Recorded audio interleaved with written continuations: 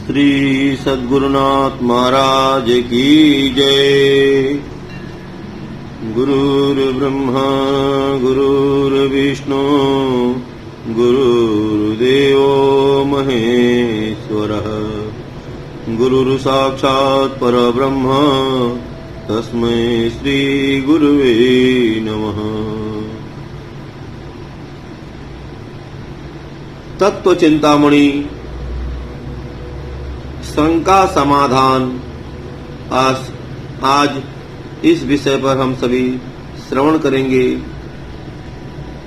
कहते हैं, प्रश्न है, उद्देश्यहीनता एवं निष्काम कर्म में क्या अंतर है? उत्तर है, उद्देश्यहीन कर्म एवं निष्काम कर्म दो पृथक पृथक वस्तु है। उद्देश्यहीन कर्म व्यर्थ होने के कारण प्रमाद स्वरूप तमोगुण के कार्य एवं आत्मा को हानि पहुंचाने वाले हैं। शास्त्रों में इनका निषेध किया गया है। पर निष्काम कर्म अंतःकरण को पवित्र करने वाले, परमात्मा की प्राप्ति में सहायक एवं कर्म बंधन से छुड़ाने वाले हैं। निष्काम कर्म उद्देश्यहीन नहीं पर फलेच्छा रहित अवश्य होते हैं। जिस प्रकार एक नौकर स्वामी की आज्ञा पालन को कर्तव्य मानकर स्वामी को प्रसन्न करने के लिए कर्म करता है, उसका उद्देश्य केवल मालिक को प्रसन्न करना और उसकी आज्ञा पालन करना है। इसके अतिरिक्त वह कर्म के किसी फल से कोई संबंध नहीं रखता। फल का भागी तो मालिक ही होता है।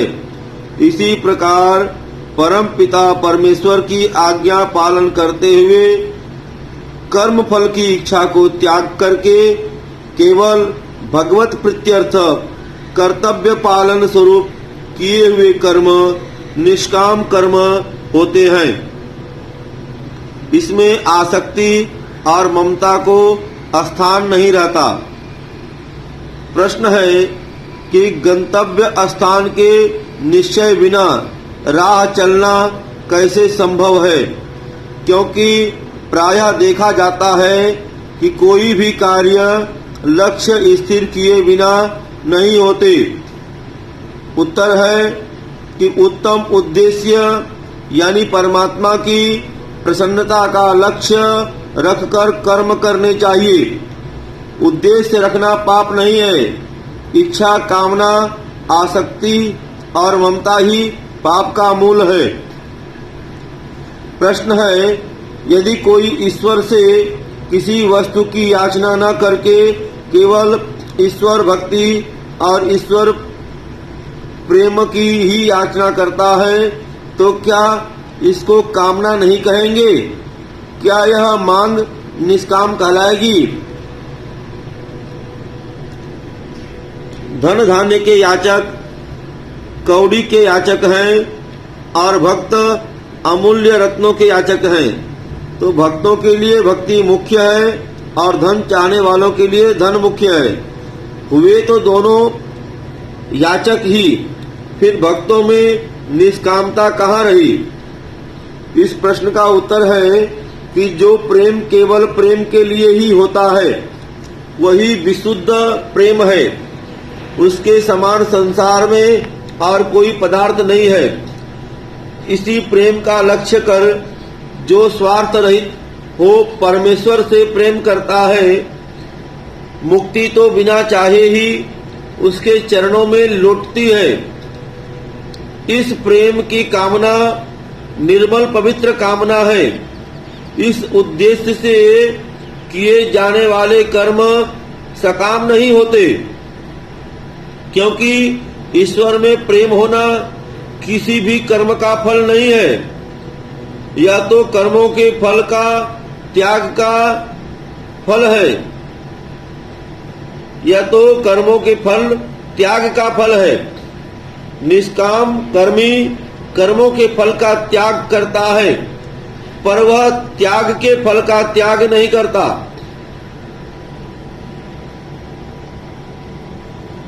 श्री भरत और श्री हनुमान आदि ने ईश्वर में प्रेम होने की याचना भी की थी।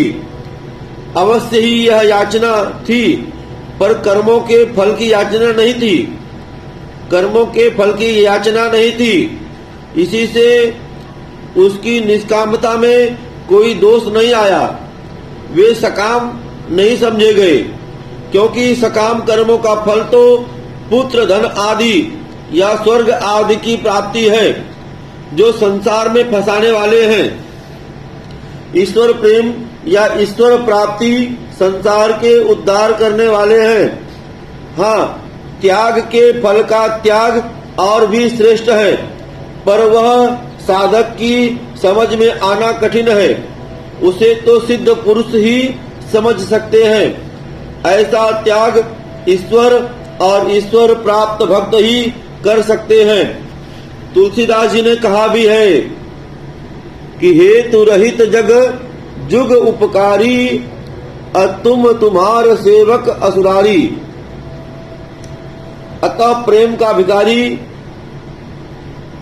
बनने में कोई आपत्ति नहीं।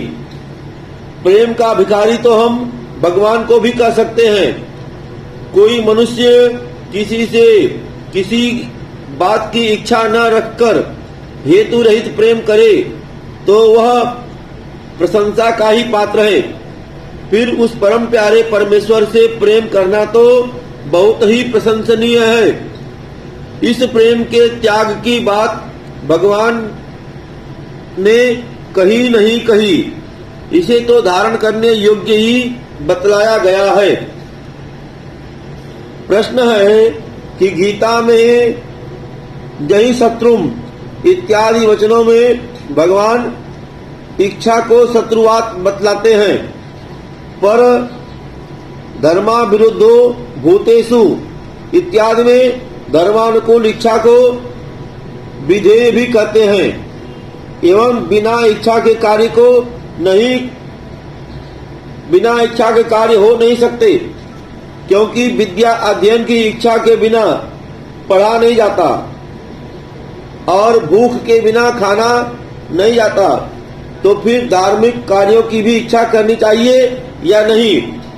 यदि करनी चाहिए तो यक्षे दास्यामी इसको गीता में अनुचित क्यों बतलाते हैं? क्या दान करना धर्म नहीं है? यदि सकाम कर्म मुक्तिदायक नहीं है तो धर्मा विरुद्ध यह क्यों कहा गया? इन सब प्रश्नों का उत्तर है कि उद्देश्य पूर्ति के लिए की हुई इच्छा और फल प्राप्ति की इच्छा में बहुत अंतर है। उद्देश्य पूर्ति की इच्छा फलेच्छा नहीं है। निष्काम कर्मों में फल की इच्छा का त्याग है, कर्म करने की इच्छा का त्याग नहीं। अतः धार्मिक कर्म करने की इच्छा करने में कोई दोष नहीं, पर उन कर्मों के फल की इच्छा नहीं करनी चाहिए। भगवान ने श्री गीता में कहा है, अध्याय संख्या 18 और श्लोक संख्या 6, एतान्यपि तु कर्माणि संकम त्यक्ताम फलानि च कर्तव्यानीति में पार्थ निशितम मत्तम उत्तमम। कि हे पार्थ, यह यज्ञ दान और तम रूप कर्म, दान रूप कर्म तथा और भी संपूर्ण श्रेष्ठ कर्म आसक्ति को और फलों को त्याग कर अवश्य करने चाहिए। ऐसा मेरा निश्चय किया हुआ उत्तम मत है। स्वार्थ रहित उत्तम कर्म करने की इच्छा निर्मल पवित्र इच्छा है। वह कर्मों को सकाम नहीं बनाती। इसको सकाम मानकर कर्म न करना तो भ्रम में पड़ना है। फिर उत्तम कर्म होंगे ही कैसे? जहि शत्रुम, इस श्लोक में भगवान ने जिस इच्छा का निषेध किया है वह संशय और राग द्वेष मूलक इच्छा है, जिसका परिणाम पाप है। और इस श्लोक के पूर्व का श्लोक है अथ केन, जिसमें अर्जुन ने शंका की है। देखने से ही इस बात का साफ पता चल जाता है कि यह निंदनीय इच्छा है, पर धर्माविरुद्ध हो। इन श्लोक के अनुसार जो धर्मानुकूल कामना है उसकी भगवान से प्रशंसा ही की है, उसकी भगवान ने प्रशंसा ही की है। भगवान में प्रेम करने की इच्छा या भगवान में प्रेम होने के लिए कर्म करने की इच्छा विशुद्ध इच्छा है एवं भगवत प्राप्ति में हेतु होने के कारण उसको भगवान ने अपना स्वरूप ही बतलाया है। स्वार्थ रहित धर्म पालन की इच्छा विधेय है और उसके फल की इच्छा त्याज्य है। अतः विवेक पूर्वक विचार करने से गीता का कथन कहीं असंगत प्रतीत नहीं होता। केवल श्लोकों के अर्थ भेद को न समझने के कारण ही विशेष सा प्रतीत होता है। समझ लेने पर विरोध नहीं रहता। यक्षेय दास्यामि, इस श्लोक में यज्ञ दान आदि के करने की इच्छा को निंदनीय नहीं बतलाया गया है। अभिमान और अहंकार पूर्वक दंभ से यज्ञ दान आदि करने के भाव प्रकाशित करने वाली आसुरी प्रकृति के मनुष्यों की निंदा की गई है। यज्ञ दान अवश्य करने चाहिए, पर उसका विधि पूर्वक करना कर्तव्य है। केवल दिखौआ दंभ पूर्वक किए हुए यज्ञ दान आदि कर्म धर्म नहीं है। अतः इस श्लोक में आसुरी भाव वाले मनुष्यों की निंदा की गई है, यज्ञ दान आदि की नहीं। सकाम कर्म धर्मानुकूल होने पर भी मुक्तिदायक नहीं, यह ठीक है, परंतु कामना रूप दोष निकाल देने पर वे मुक्तिदायक हो जाते हैं। ऐसा ही करने के लिए भगवान ने कहा है एवं धर्म पालन की इच्छा भगवान का स्वरूप ही है। अतः धर्म विरुद्ध इस श्लोक में कोई दोष नहीं आता। अब प्रश्न है कि प्रायः देखा जाता है कि मन जिस ओर जाता है इंद्रियां भी उसी ओर जाती हैं और मन के बिना कर्मेंद्रियां कोई काम नहीं कर सकती। यदि किया भी जाता है तो ठीक नहीं होता। यदि मन ही ईश्वर में लगा रहा तो इंद्रियां सांसारिक काम कैसे कर सकेंगी? फिर तन से काम, मन से राम और मश्चिंता मत प्राणाः के साथ युद्धस्य कैसे होगा? उत्तर है, यदि आरंभ में तन से काम मन से राम होना बहुत ही कठिन है, क्योंकि यह स्वाभाविक बात है कि इंद्रियां जिस ओर जाती हैं मन भी दौड़कर उसी तरफ चला जाता है। पर विशेष अभ्यास करने से इस स्वभाव का परिवर्तन हो सकता है, यह आदत बदली जा सकती है। जिस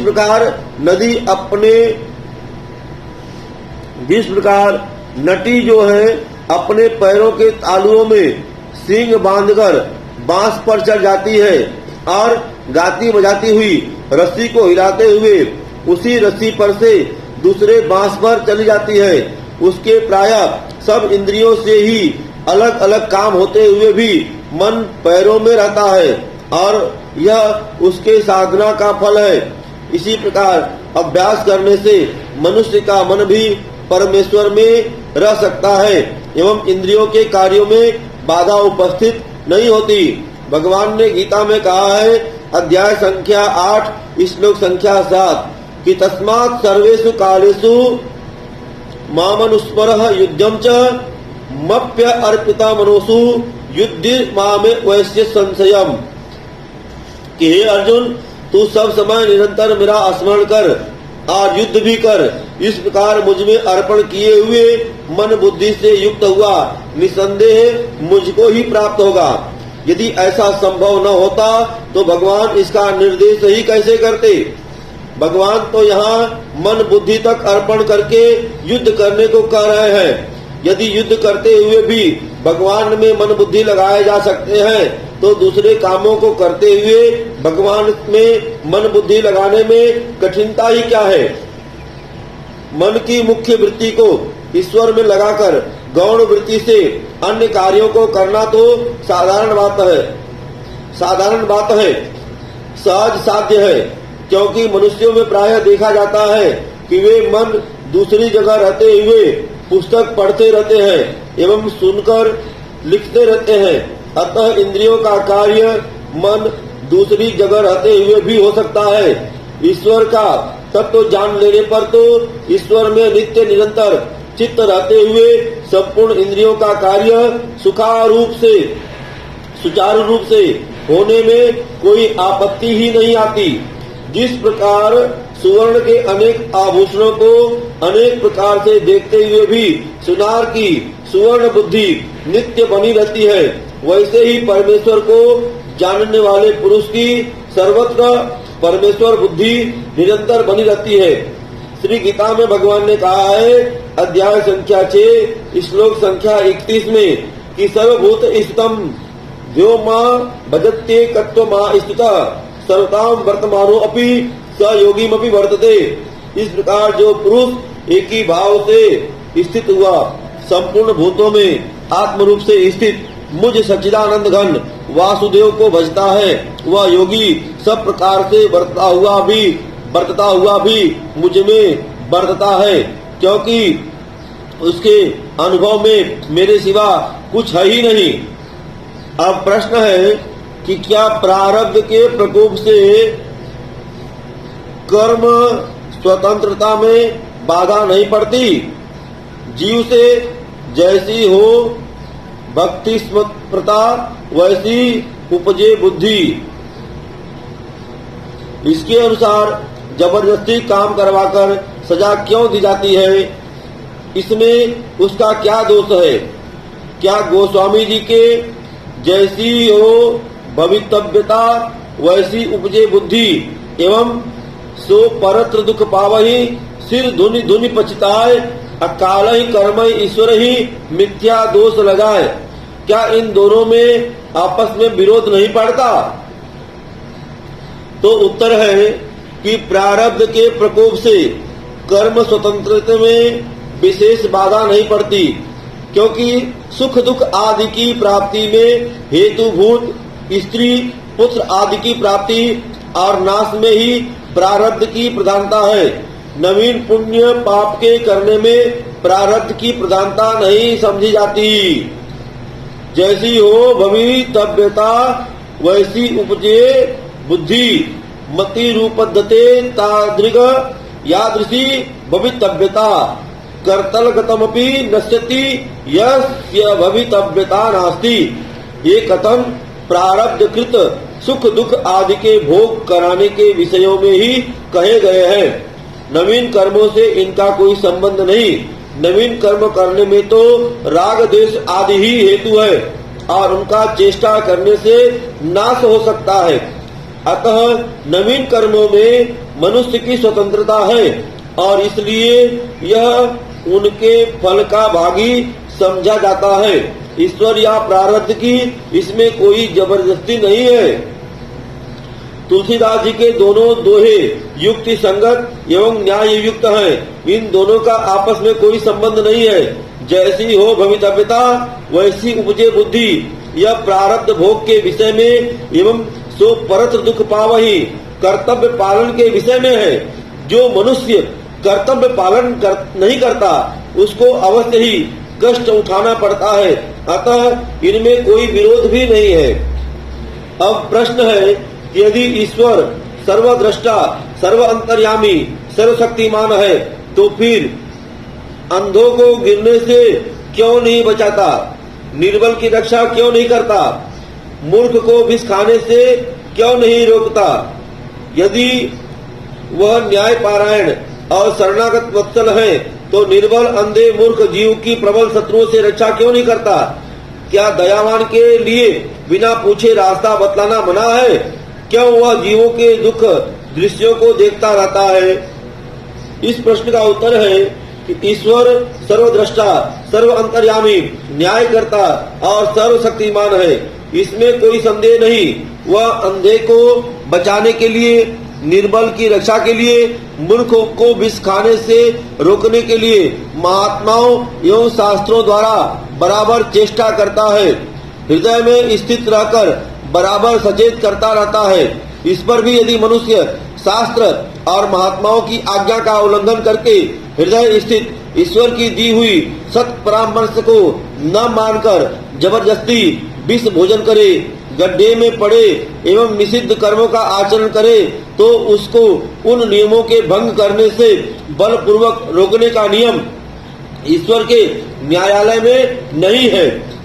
जीव मोहवश अंधा एवं निर्बल सा हो रहा है, इसलिए काम क्रोध आदि प्रबल शत्रु इसे सताते हैं, फिर भी यह अभागा उस ईश्वर की दया की ओर ख्याल नहीं करता जो ईश्वर बार बार इसको सचेत करता एवं इन शत्रुओं से बचने के लिए बराबर सत्य परामर्श देता रहता है। उस सर्वज्ञ से इस जीव की परिस्थिति छिपी नहीं है और वह सर्वशक्तिमान तथा न्यायकर्ता भी है। जीवों को बचाने के लिए न्यायानुकूल सहायता भी देता है, पद पद में सावधान करता रहता है, पर अज्ञता के कारण जीव न समझे तो इसमें उस ईश्वर का क्या दोष। यदि मूर्ख के प्रकाश में नेत्रों के दोष के कारण उल्लू को अंधकार मालूम हो तो सूर्य का क्या दोष है। परमेश्वर बिना पूछे मार्ग बताने वाला एवं हेतु रहित प्रेम करने वाला है। वह तो शास्त्र एवं महात्माओं द्वारा सत्य परामर्श और सत्य शिक्षा देता है। जीवों को दुख देकर तमाशा देखना उस दयालु के प्रेमी स्वभाव से बाहर की बात है। ये जीव अज्ञानवश अपने आप भूल से दुख पाते हैं। वह दयालु परमेश्वर तो इन दुखी जीवों को पूर्णतया सहायता करने के लिए सब प्रकार से तैयार है, पर पापी जीव अश्रद्धा और अज्ञान के कारण उस परमेश्वर से लाभ नहीं उठाते।